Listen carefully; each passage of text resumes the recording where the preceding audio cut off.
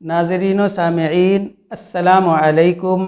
मैं हूँ फैज़ुर्रहमान दमलवी और आप देख रहे हैं सफ़ा ऑनलाइन का ख़ास प्रोग्राम इंतखाबी तज्ज़िया। बिहार इलेक्शन बहुत करीब आ चुका है। अगर आप अपने उम्मीदवार को कामयाब बनाना चाहते हैं तो संजीदगी के साथ आपको गौर करना होगा, मंसूबा बनाना होगा। इस तरह ये समझना भी ज़रूरी है कि किस हलक़ा में मुसलमानों की तादाद कितनी है। इस हवाले से मशहूर दानिश्वर डॉक्टर सैयद ज़फ़र महमूद साहब ने मुख्तलिफ़ हलक़ों के एतबार से मुसलमानों की आबादी का तज्ज़िया किया है। तो आइए सुनते हैं उनका ये तज्ज़िया। बिहार में 243 इंतखाबी हलक़े हैं। मरदमशुमारी के मुताबिक कूचा धामन, किशनगंज और अमूर पूर्णिया असम्बली हलक़ों में मिली आबादी 74% है। बायसी में 69%, बहादुरगंज में 68%, किशनगंज में 64% और ठाकुरगंज में 63% है। अररिया पार्लिमानी सीट के जो कि हाट असम्बली हलका में मिली आबादी 68% है। कटिहार पार्लिमानी सीट के बल्लामपुर असम्बली हलका में 65% है। किशनगंज असम्बली हलका में ये आबादी 64%, किशनगंज असम्बली हलका में ये आबादी 64%, ठाकुरगंज में 63%, अररिया में 59%, परानपुर में 50%, कड़वा कटिहार और कस्बा पूर्णिया में 45%, फॉरबिसगंज अररिया में 35%, बिस्फी मधुबनी और ढाका मशरकी चंपारण में 34%, सक्ती अररिया केवटी दरभंगा और बाजपट्टी सीतामढ़ी में 33%, जाले दरभंगा में 32%, बरारी कटिहार में 31%, भागलपुर और मशरकी चंपारण ज़िला के सक्ता और नरकटियागंज में 30%, पूर्णिया परिहार सीतामढ़ी सीवान और कटिहार में 28%, दरभंगा बरहड़िया सीवान और बेतिया मशरकी चंपारण में 27%, नरपतगंज अररिया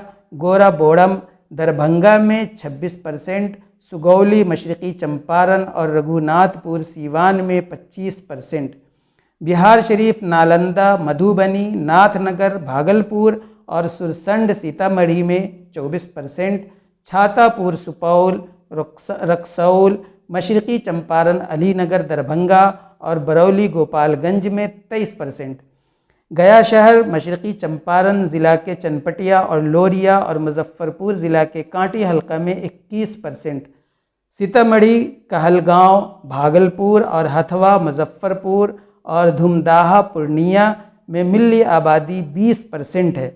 ये कुल 54 असम्बली हलक़े हैं।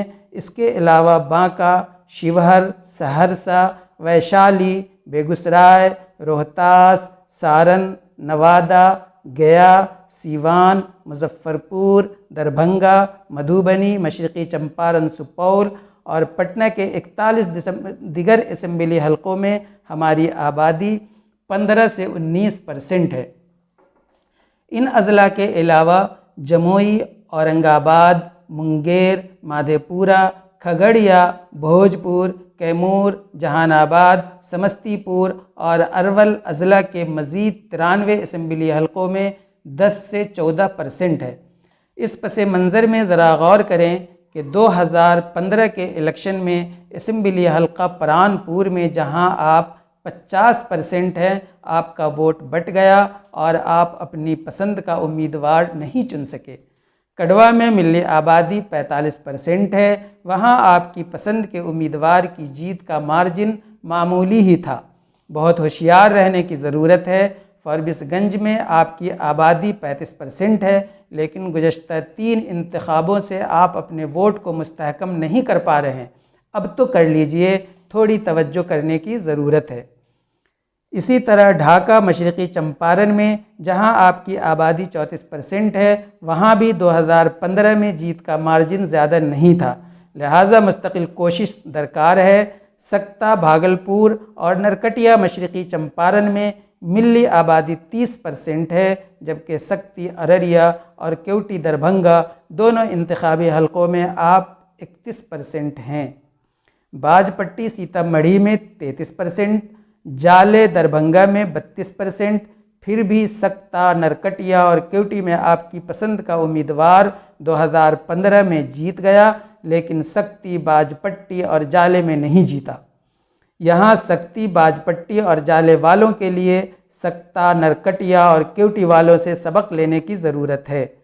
परिहार, सीवान, कटिहार, दरभंगा, सुगौली, बिहार शरीफ, छातापुर, रक्सौल, गया शहर, चटपटिया, लोरिया, बांका, सारण में काबिल कदर आबादी के बावजूद 2015 में आपकी पसंद का उम्मीदवार नहीं जीता, क्योंकि बहुत से लोग वोट देने नहीं गए और जो वोट पड़े वो बट गए।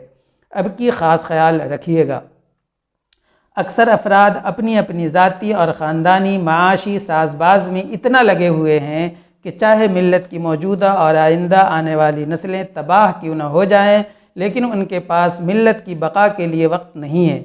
याद रखिए, अफराद का वजूद मजाजी है और मिल्लत का वजूद हकीकी है। अगर आप अपनी मिल्लत को ज़िंदा समझते हैं तो आपको इसकी खातिर अपनी दुनिया खुद पैदा करनी है, जिसके लिए आपको सिर्फ मामूली सी तवज्जो ही तो करनी है। आप चाहें तो चमनिस्तान की हैत बदल सकते हैं। आपकी हस्ती बीना है, दाना है, तवाना है। वोटिंग से कबल के अय्याम में मुत्तहदा हिकमत अमली तैयार करने और वोटरों को गाइड करने की तरफ तवज्जो देनी है। 2015 के बिहार असेंबली इलेक्शन में बीजेपी का वोट शेयर 24.4% था, जेडीयू का 16.4% और लोक जनशक्ति पार्टी का 4.8% था, और इन तीनों को जोड़ के 125 सीटें मिली थीं, जबकि दोनों बड़ी पार्टियों को मिला के उनका औसत वोट शेयर 20.4% था। आरजेडी का वोट शेयर 18.4% था और कांग्रेस का 6.7% था। इन दोनों को जोड़ के 107 सीटें मिली थीं। इससे कबल 2010 के बिहार असेंबली इलेक्शन में जनता दल यूनाइटेड और बीजेपी को मुश्तरका तौर पर 206 सीटें मिली थीं, यानी 84% सीटें, जबकि जनता दल यूनाइटेड को 22% वोट मिले थे और बीजेपी को 16%, यानी दोनों पार्टियों को मिला के औसत 19% वोट मिले थे। अब इस पस मंज़र में गौर करें कि जिन 54 हलकों में आपका वोट 20 से 74% है, वहाँ अगर आप मुत्तहिद हो जाएं तो उन 54 हलकों में जिसको आप चाहेंगे वही पार्टी जीतेगी। इसके अलावा 15 से 19% वोट वाली 41 सीटों में भी आप बेइंतहा असरअंदाज हो सकते हैं अगर मुत्तहिद हो जाएं। बाकी 93 सीटों में आप 10 से 14% है, और वहाँ आपका क्या असर हो सकता है ये इस पर मुनहसिर होगा कि आप एक ताकत के तौर पर क्या लाइहा अमल तैयार करते हैं और इसका निफाज किस हद तक और किस इन्हिमाक से करते हैं। इधर टिकट लेने वाले और उनके हामी सिर्फ ये ना सोचें कि उन्हें ज़ाती तौर पर ख़ुद जीतना या किसी को जिताना ज़रूरी है, बल्कि ये सोचें कि मिली जीत किसमें है। दिल्ली असेंबली इलेक्शन 2017 में मीडिया की अक्सर रिपोर्ट थी कि 75 से 80% आपने मुत्तहिद होकर वोट दिया। इसी तरह बिहार में भी हिकमत अमली के साथ वोटिंग करनी चाहिए। हम खूब वाकिफ़ हैं कि मुल्क में आपको बेतुके मनफी नुकात में उलझाने का बाकायदा प्रोग्राम चल रहा है, ताकि आप उन्हीं में फंसे रहें और अपने लिए बेहद ज़रूरी तवील मुद्दती तरक्याती इशूज़ से गाफिल रहें। लेकिन अफसोस कि मिल्लत अगर बाखबर व मुत्तहिद होती है तो सिर्फ शादी की बड़ी दावतों और मुशायरों में शमूलियत के वक्त सकाफ़ती तौर पर अपने को ताज़ा दम करना भी अच्छा है, लेकिन सिर्फ गाहे गाहे और वक्त की मौजूनियत व मुनासिबत के साथ, न कि उसके गलबा तसल्लुत का शिकार होकर। इस समाजी नुक्से तबाह से बाहर आकर बिहार की मिल्लत चाहे तो आने वाले इलेक्शन का चैलेंज कबूल करके तदबीर का इस्तेमाल करते हुए मिली वक़ार की बाजियाबी के ज़रिए पूरे मुल्क के सामने मिसाल बन सकती है।